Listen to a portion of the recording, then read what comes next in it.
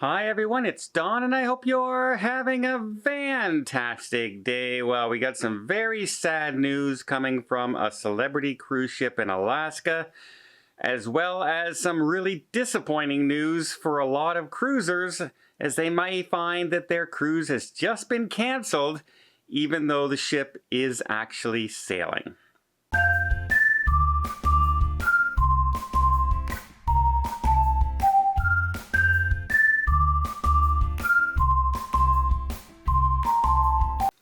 So quickly, the first story is very sad news. A 40-year-old woman has gone missing on the Celebrity Solstice. About 3 a.m. in the morning, the ship was sailing on its fourth day of a 7-day cruise through Alaska. Just left Juneau, and the woman went overboard around 3 a.m. It was noticed on the cameras on the ship. The ship immediately stopped, did the mayday, called in the Coast Guard. The Coast Guard had a Coast Guard cutter, they had another boat and a seaplane looking, as well as the cruise ship. Unfortunately, after 8 hours, the passenger has still not been found. And because it's Alaskan waters, it's super cold. Hypothermia will kick in really quickly if the person's not rescued. Unfortunately, the chances that that person is still with us is very slim, so much so that after 9 hours, they called off the search. Not great news, not a good day. I still bring these stories up just to remind everybody out there, as somebody who has dealt with a person who's close to me who had severe depression. I just want to bring these stories up that if you need to talk to somebody, please talk to your friend, talk to a helpline, talk to your doctor, talk to a coworker, talk to a family member. Just talk, because sometimes just that first talk is all it takes to stop these things from happening in the future. No suspicion of foul play is there. From all accounts, it's indicated that it was self-inflicted overboard. Unfortunately, I hate these stories. I don't like bringing these stories up. It's the fourth one already this year, and it's not great news. More unfortunate news going on right now. Some passengers are going to be notified that their cruise has been canceled, but the ship is going to sail. And so what's going on? Well, Cunard Cruise Lines has just announced that they are capping their capacity limits.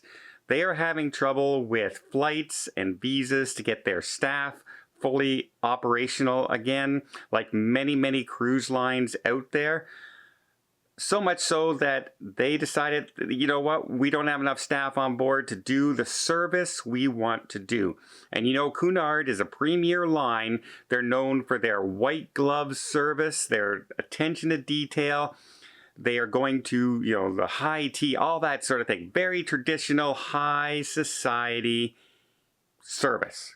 And that's what their customers expect. And they said, without the staffing on board, they can't provide that staff 100% if they keep ramping up capacity. So they've been selling as if they have no capacity limits.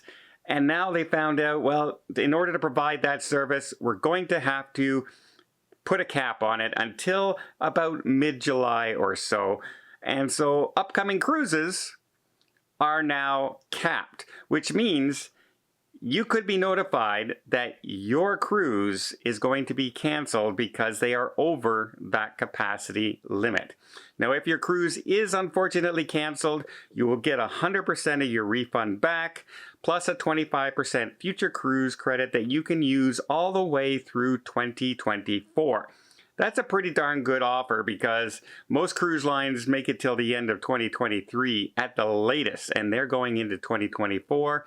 I think that's a pretty good offer. It is disappointing that you're going to have to, you know, lose your cruise. Not to mention, I hope you have insurance, because if you booked, say, a transatlantic, which Cunard is famous for, their transatlantic crossings, you have flights from one country or another. And now if you're not going, will you get your airline flights back? And that can be very expensive.